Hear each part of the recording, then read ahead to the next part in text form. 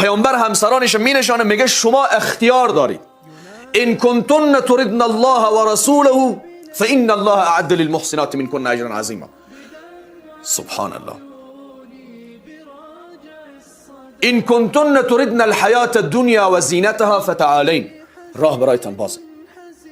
اوج سهولت در خانه پیامبر نشان میده.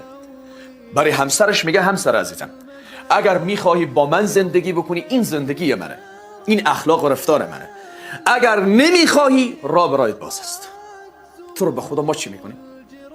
اگر امروز مردا یک اعلان بکنن بگن که همسران عزیز تا فردا ساعت 10 بجه روز وقت دارید، اختیار به شما، میخواهید با ما زندگی بکنید یا میخواهید این زندگی رو ترک بکنید، نیمی از مردا تنها میمانه، زناشون میره پشت کارش، چون از بس که از خانواده متنفرن.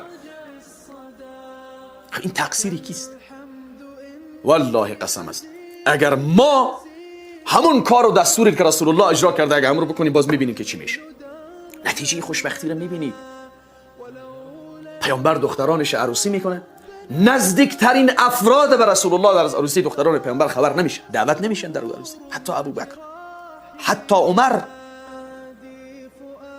والا میگه سیف اگر فلانی یک نباشه خو نمیشه، به خدا نمیشه. یعنی وزیر سیف فلانی که نیاید در عروسی ما خو نمیشه دیگه. وکیل سیف فلانی، مولوی سیف فلانی، کل کسانی که از بس که خوردن امروز یا چربی دارن یا شکر دارن یا قند دارن به عذاب خدا گرفتارن، بازم همینا رو آورده و پلو و چلو داده روان. فقیرا را کسی 1 کیلومتر پیش نمیگذاره. بازم میگیم که والله سنگ محبت از رسول الله رو به سینه میزنه، میگیم از رسول الله تعالی.